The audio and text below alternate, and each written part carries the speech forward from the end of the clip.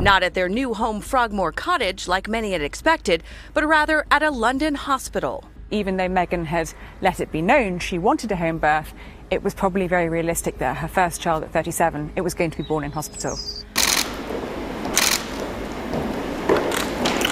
The royal world woke up shaking this morning because the palace, in a move nobody saw coming, has officially opened a new investigation into Archie and Lilibet's birth records. And Meghan Markle? She is reportedly in full-blown panic mode.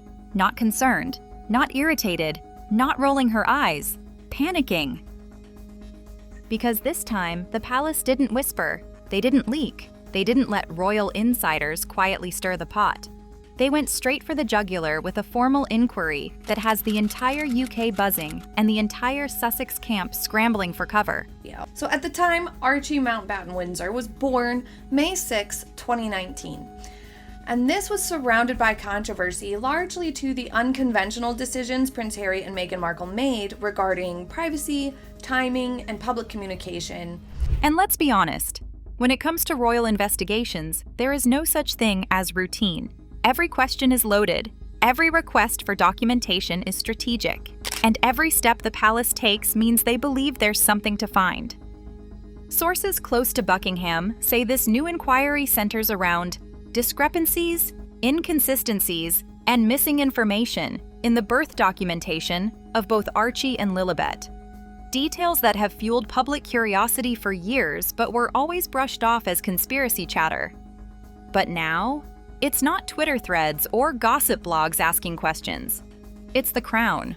The timing couldn't be worse for Meghan. She's been trying to rebrand, to relaunch, to revive the Sussex image in the public eye.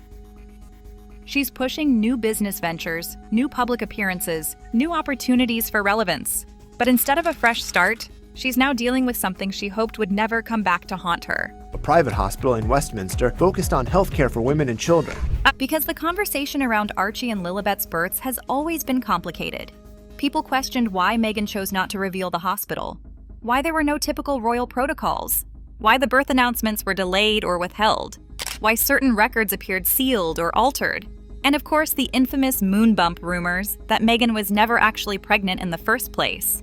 For years, Meghan chalked it all up to racism, harassment, the tabloids being the tabloids, and the public being obsessed. And fair enough, public scrutiny of royal pregnancies is intense. But the palace never stepped in to clear the air. They stayed silent. And now we see why. Because it turns out the palace had questions too. Quiet questions. Documented questions. Questions they shelved once Harry and Meghan fled to America. But now, it seems they've dusted off the files and decided the time for silence is over. Inside Montecito, the reaction was instant chaos. According to multiple insiders, Meghan's team went into an emergency huddle the moment the news hit. Phones ringing non-stop, lawyers texting at all hours, PR advisors begging her not to respond emotionally, staff trying to figure out which documents, emails, and statements might suddenly matter again.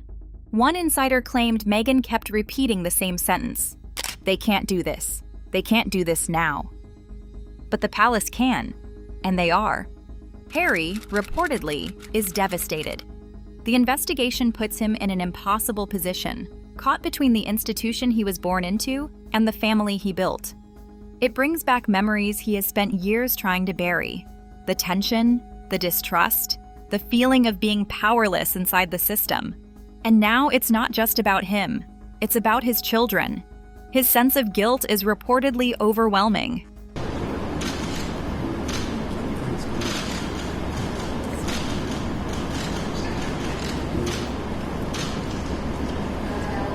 Meanwhile, critics of the Sussexes are calling this long overdue.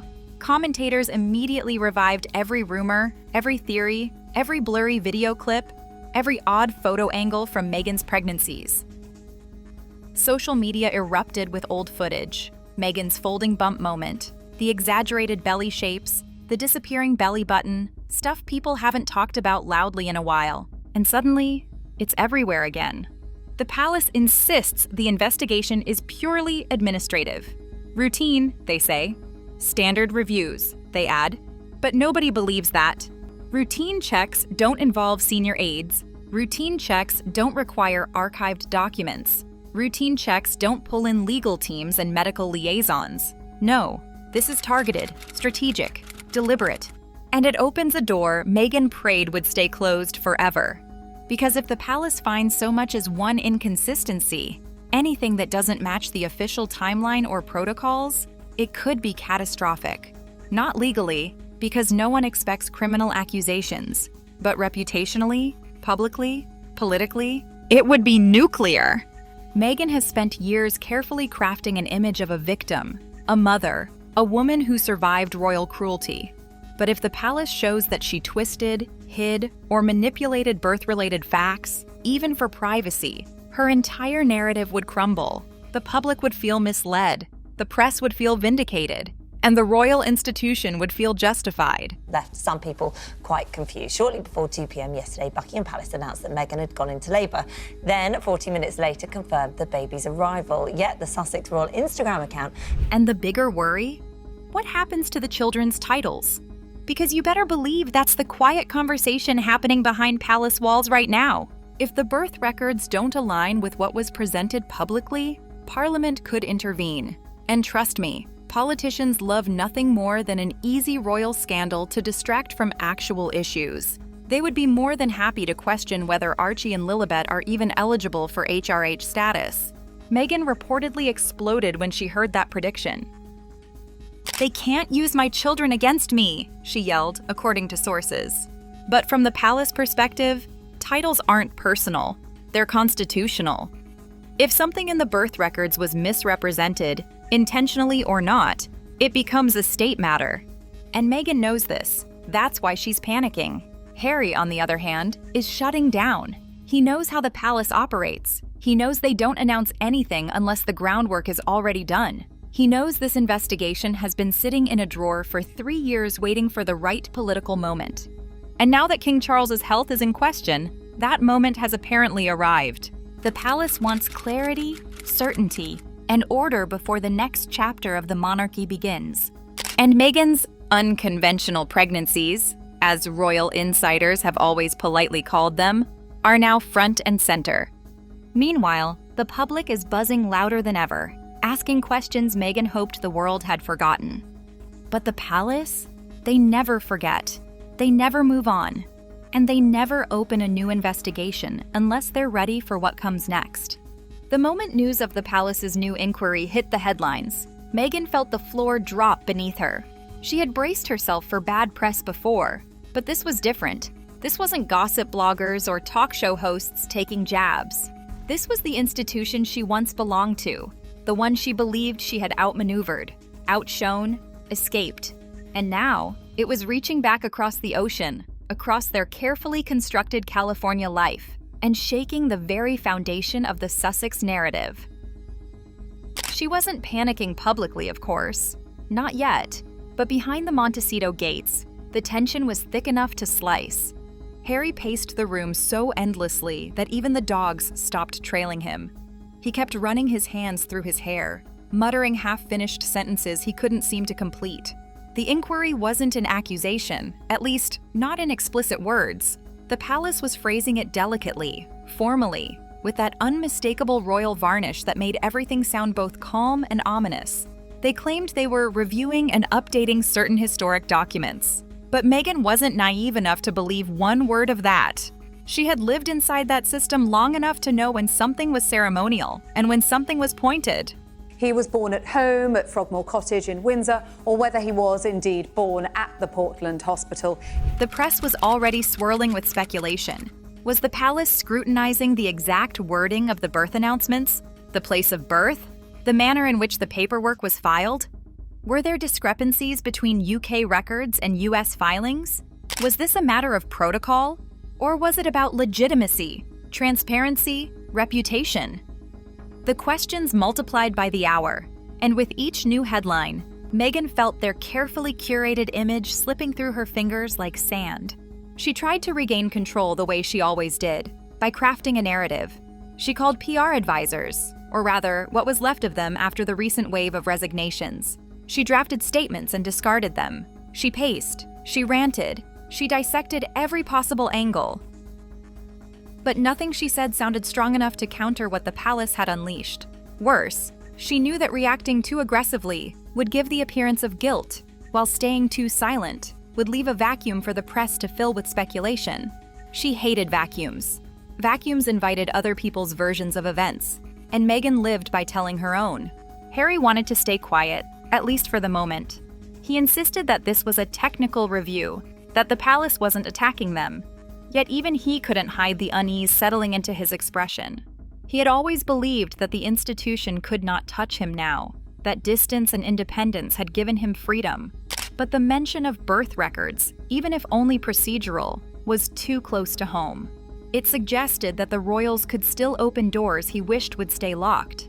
It hinted at a scrutiny he thought he had escaped forever. And it agitated a fear he rarely admitted aloud, that their children, even continents away, were not insulated from the shadow of the crown. Meghan Markle and Prince Harry's children have new titles. The Duke and Duchess of Sussex's son and daughter are now Prince Archie of Sussex and Princess Lilibet of Sussex. Meghan kept replaying the same thought. Why now? Why this? What triggered them? Was it the memoir? The Netflix deals? The interviews? The speeches? The subtle barbs she had thrown in recent years? The carefully placed criticisms? The confessions laced in tearful sincerity? She wondered if the palace saw this inquiry as leverage, a warning, or a way to regain control of a narrative they believed she had manipulated too far. And the more she wondered, the more her panic sharpened into anger. She called one of her remaining advisors late into the night, her voice low, rapid, icy. She wanted to know if there was precedent for an inquiry into royal birth records. She wanted to know if this could escalate. She wanted to know if this was retaliation. But the advisor had no answers, only cautions, and Meghan was in no mood for cautions. She wanted solutions. She wanted a way to shut this down before the press began creating their own dramatic interpretations. Every hour that the palace stayed silent felt like a trap being quietly set.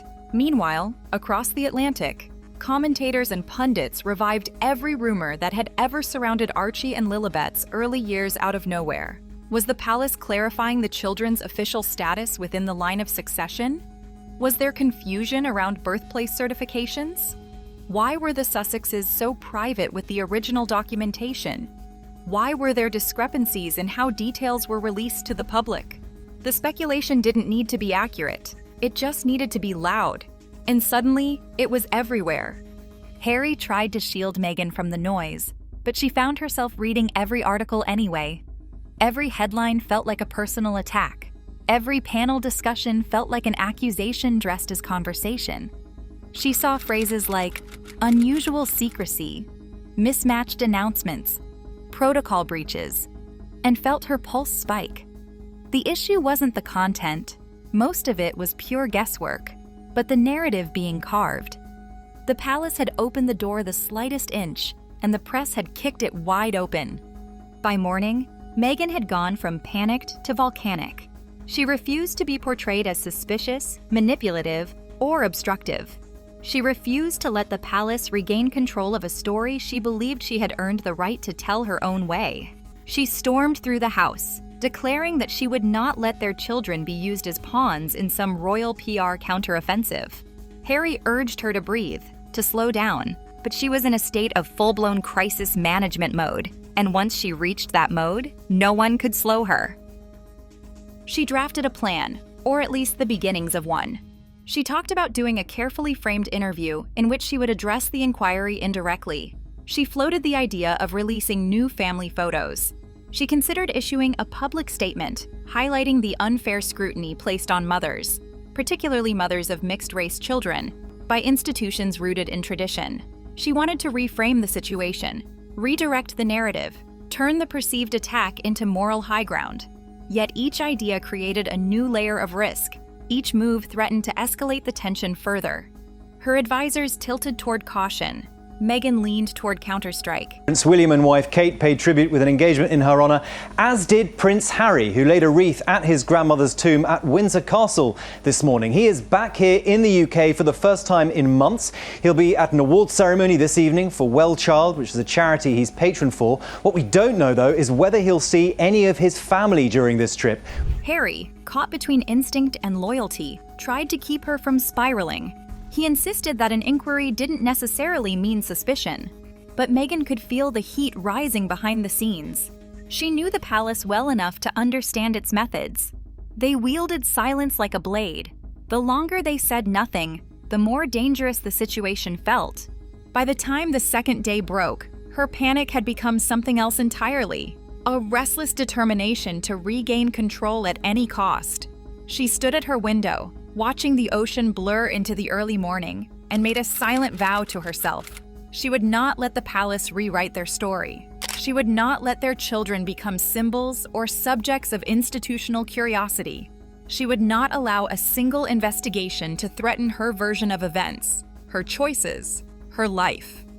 And yet, deep down, beneath the strategy, beneath the bravado, beneath the carefully constructed walls, there was a fear she couldn't quite silence.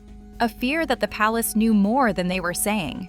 A fear that something was about to surface. A fear that this wasn't an inquiry at all, but a beginning.